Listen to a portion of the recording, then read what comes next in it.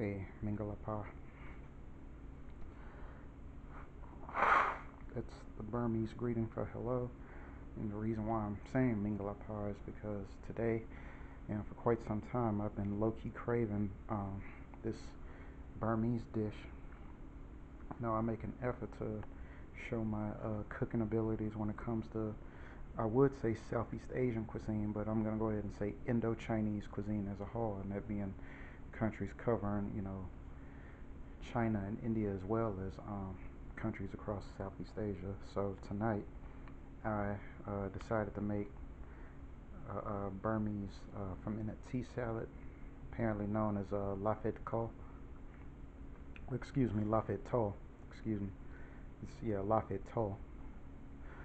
As well as classic Chinese egg drop soup, which I'm pretty sure if you've had, if you've been to a Chinese buffet at least once in your life, you're more than familiar with it, which you can clearly see is this um, right here versus the Burmese tea salad on the left. Now, my rendition I actually got from the store because they actually where I almost said where I'm from. Where I'm from, they don't have Burmese food. They have all these other delicacies from Southeast Asia, most of which are from Thailand. But yeah, being out here in Denver, it's exposed me to other cuisines coming from Southeast Asia. I know last year I made the Cambodian rendition of pho, which was pretty much pho mixed in with a bunch of Chinese spices, pretty much, and sauces like hoisin sauce and whatnot. You hardly see much of a difference. But yeah, here in Denver, there's this store called Pacific Ocean, and one of the locations offers or sells products from Myanmar, and Burma, Myanmar are pretty much the same thing.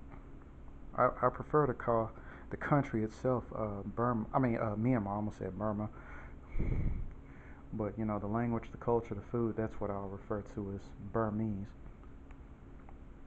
versus the country I'll call Myanmar. And it's vice versa. Some people call it Myanmar food, Myanmar culture. Some people call it Burma, Burmese language, Burmese food.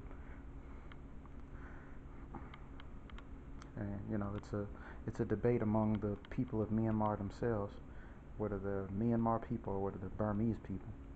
But I'll leave it up to the professionals. But so I decided to make this because I remember last year I discovered a restaurant out here because I've only been in this town for 4 years,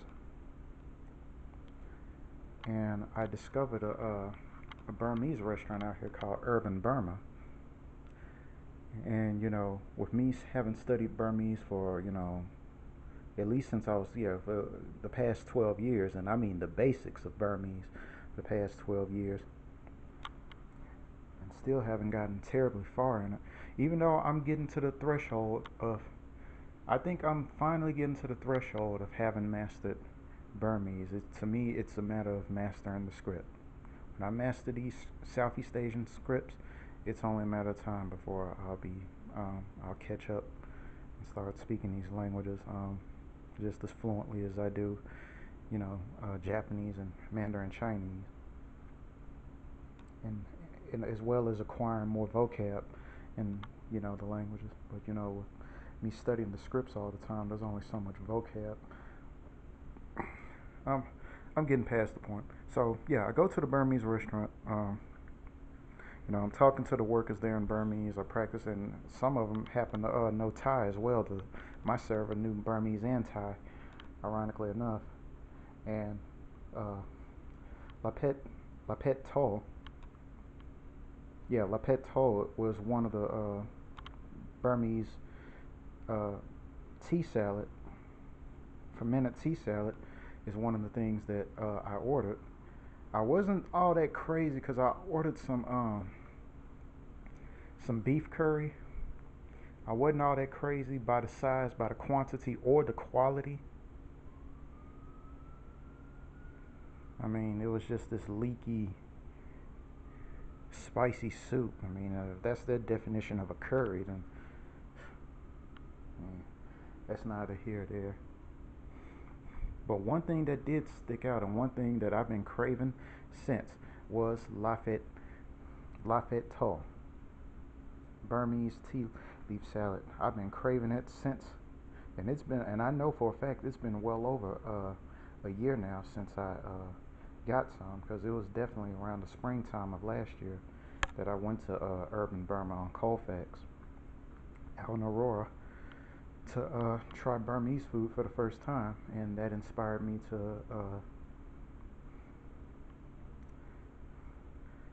to make my own rendition of it. And fortunately for me, I didn't even have to ferment my own tea leaves, because that's what the main ingredients are supposed to consist of. Even though, I don't know if you can see that, but I got tomatoes. I got my own ingredients like tomatoes, onions, mushrooms, garlic.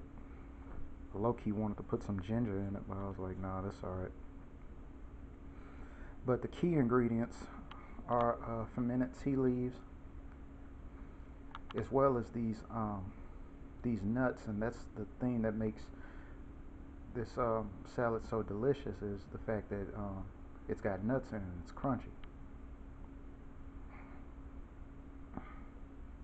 So that's something you would think that would have had me running back to Urban Burma, but I was like, nah. In fact, it's like most things, it's got an inflated price tag. It's overly priced, something that could be easily made, in the vicinity of your home.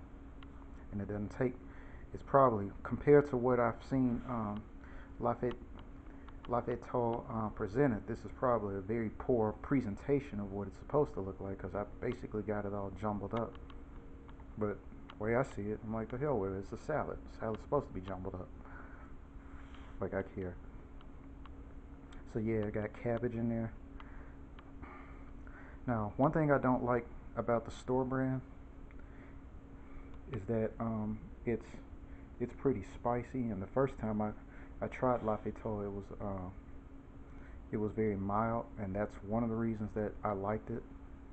And this isn't so bad, but like I said, it's spicy, and I guess knowing Southeast Asia, anything spicy is to be expected, even when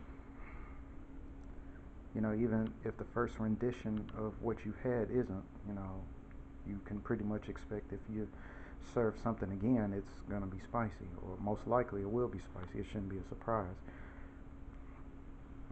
So, I thought I'd waste 8 minutes of your life and your time by presenting another another gem from Southeast Asia, and from a very rare part of Southeast Asia that's often neglected, and that being, whether you want to call it Burma, Myanmar.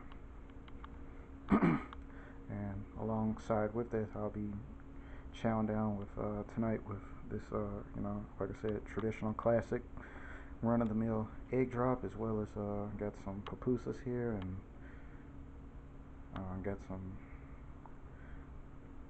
what's that, Peking duck, and what's that, sweet and sour chicken. Yeah. And I have some, I still got that pad thai. I was gonna get some of that, but I'm like, nah, I think this will do me. I'll just keep it Burmese and Chinese, and save the Thai for another day, because I still got some of that pad Thai that I presented, as well as lo mein, all those noodle dishes that I showed in the last video. So I guess I'll catch y'all in the next video. I'm out.